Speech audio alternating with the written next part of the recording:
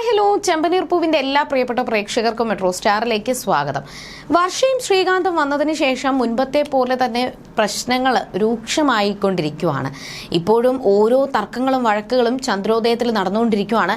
എന്നാൽ ഓരോ പ്രശ്നങ്ങൾ വരുമ്പോഴും രേവതിക്കാണ് എല്ലാ കുറ്റങ്ങളും ചാർത്തിക്കൊണ്ട് ചന്ദ്രമതി സംസാരിക്കുന്നത്. രേവതിയാണ് എപ്പോഴും ചന്ദ്രമതി ഒറ്റപ്പെടുത്തുന്നത്. എന്നാൽ ഇന്ന് എന്തൊക്കെയായിരിക്കും സംഭവിക്കുക? സച്ചി ഇപ്പോൾ ആ ഒരു റൂമിന്റെ താക്കോലൊക്കെ കൊണ്ട് റൂമൊക്കെ പൂട്ടി താക്കോലൊക്കെ കൊണ്ടുപോയിട്ടുണ്ട്. ഇനി അതിന്റെ മുന്നോടിയായിട്ട് എന്തൊക്കെ പ്രശ്നങ്ങളായിരിക്കും ഉണ്ടാകാൻ പോകുന്നത് എന്ന് നമുക്ക് നോക്കാം. അതിനു മുൻപ് ആദ്യമായിട്ടാണ് ഈ ചാനൽ കാണുന്നതെങ്കിൽ തീർച്ചയായിട്ടും സബ്സ്ക്രൈബ് ചെയ്യുക. അപ്പോൾ ഞങ്ങളിടുന്ന പുതിയ സീരിയൽ റിവ്യൂ വീഡിയോസ് എല്ലാം നിങ്ങൾക്ക് ലഭിക്കുന്നതായിരിക്കും. അങ്ങനെ ശ്രീകാന്ത് ഭയങ്കര ദേഷ്യത്തിലാണ്. സച്ചിയേട്ടൻ ഇങ്ങനെ കാണിച്ച സ്ഥിതിക്ക് എന്തായാലും ഞങ്ങൾ ഇവിടെ നിന്നിട്ട് കാര്യമില്ല.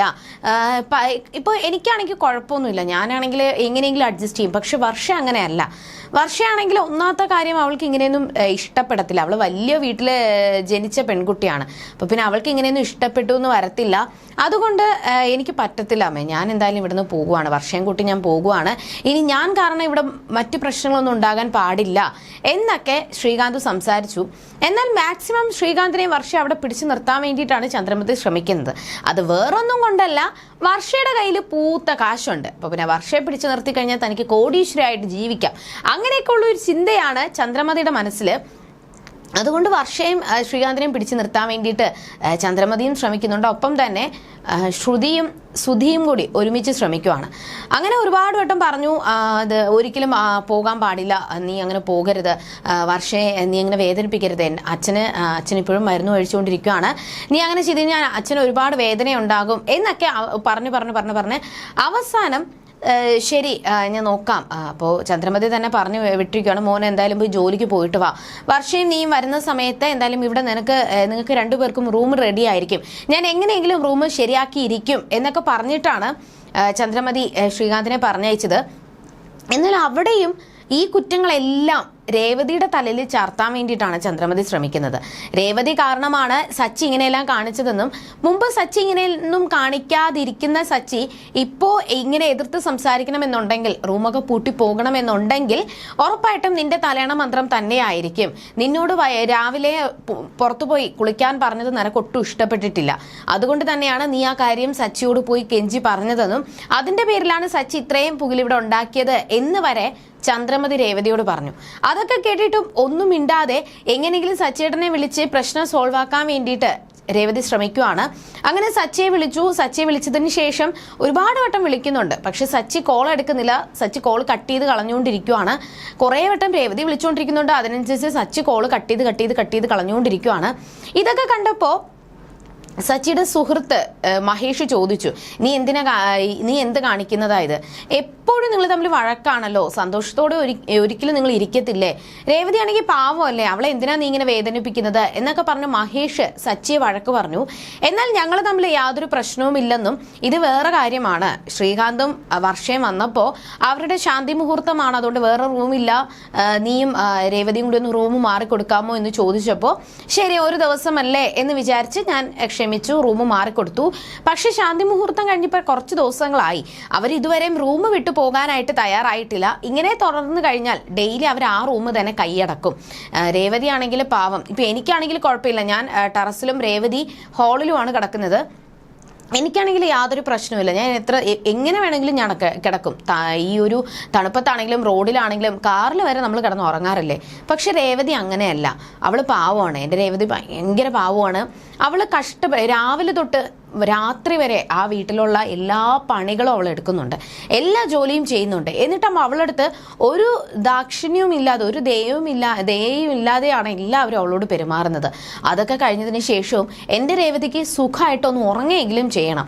അതിന് എന്തായാലും ഞാൻ ഇങ്ങനെ പറ്റത്തില്ല. അവൾ ആ ഹാളിൽ കിടന്ന് തണുത്ത് വരച്ച് കിടക്കുന്നത് കാണുമ്പോൾ എനിക്ക് സഹിക്കത്തില്ല. അവൾ സുഖമായിട്ട് റൂമിൽ കിടന്ന് ഉറങ്ങണം. അതിന് വേണ്ടിയിട്ട് ഞാൻ ഇങ്ങനെ ചെയ്തേ മതിയാകൂ. അതുകൊണ്ട് തന്നെ ഞാൻ റൂം പൂട്ടി താക്കോലും കൊണ്ടാണ് വന്നത്.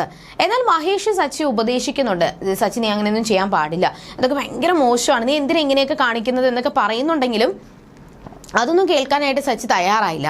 ഇപ്പോൾ ഞാൻ പ്രതികരിക്കാതിരുന്നു കഴിഞ്ഞാൽ എന്നേക്കുമായിട്ട് ആ റൂം അവർ കൈയടക്കും. പിന്നെ എൻ്റെ രേവതി എന്നും പുറത്ത് കിടക്കേണ്ട അവസ്ഥ വരും എന്ന് പറഞ്ഞ് സച്ചി തൻ്റെ രേവതിക്ക് വേണ്ടിയിട്ടാണ് ഇങ്ങനെ പോരാടുന്നത്.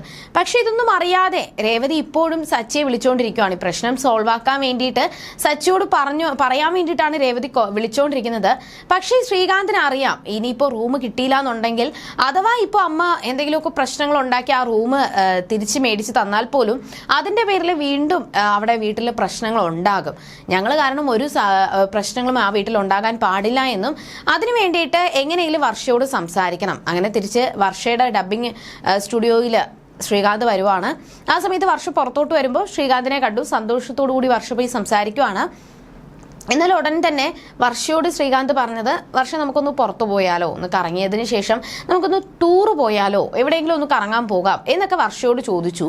എന്നാൽ നമ്മൾ അവിടെ പുറത്തുള്ള കൺട്രീസിലേക്ക് നമ്മൾ ടൂർ പോകാനായിട്ട് പ്ലാൻ ചെയ്തതല്ലേ, അപ്പം നമുക്കൊന്ന് നോക്കിയിട്ടൊക്കെ നമുക്ക് അത് സാവകാശം ടൂർ പോകാം. അങ്ങനെയല്ല വർഷ, നമുക്ക് എത്രയും പെട്ടെന്ന് എവിടെയെങ്കിലും ടൂർ എന്തെങ്കിലുമൊക്കെ പോയി കറങ്ങി അടിക്കാം. പക്ഷെ എനിക്ക് പറ്റത്തില്ല, എനിക്ക് ജോലിയുണ്ട്, എനിക്കിപ്പോൾ എന്തായാലും ലീവ് എടുക്കാൻ പറ്റത്തില്ല എന്ന് പറയുമ്പോഴും ശ്രീകാന്ത് ദേഷ്യപ്പെടുവാണ്. നീ ലീവ് എടുത്തേ പറ്റത്തുള്ളൂ, നമുക്ക് എവിടെയെങ്കിലും പുറത്ത് കറങ്ങാൻ പോവാം. പക്ഷേ ശ്രീകാന്തിന്റെ ആ ഒരു സംസാരത്തിൽ വർഷയ്ക്ക് എന്തോ ഒരു സംശയം തോന്നി. നീ മുമ്പാണെങ്കിൽ നിനക്ക് ലീവ് കിട്ടത്തില്ല, ഞാൻ ടൂർ പോണ കാര്യം പറഞ്ഞപ്പോൾ തന്നെ നിനക്ക് ലീവ് കിട്ടത്തില്ല എന്നൊക്കെ പറഞ്ഞ് ഒഴിഞ്ഞു മാറിയ നീ എന്താ ശ്രീകാന്തെ ഇപ്പൊ ഇങ്ങനെ പറയുന്നതെന്ന് വർഷ ചോദിച്ചു. അവസാനം നമുക്കൊരു റിസോർട്ടിൽ പോയി കുറച്ചു ദിവസം താമസിക്കാം എന്നൊക്കെ പറഞ്ഞപ്പോൾ വർഷയ്ക്ക് എന്തോ പന്തികേട് തോന്നി. കാര്യം ചോദിച്ചു. എന്നാൽ വീട്ടിൽ നടന്ന സംഭവങ്ങളെല്ലാം ശ്രീകാന്ത് പുള്ളി തെറ്റാതെ വർഷയോട് പറഞ്ഞു. അതൊക്കെ കേട്ടപ്പോൾ വർഷ ഷോക്കായിട്ട് നിന്നപ്പോഴും ശ്രീകാന്ത് വിചാരിച്ചു ഇനി ഇതിന്റെ പേരിൽ വർഷ പോയി വഴക്കുണ്ടാക്കുമെന്ന്.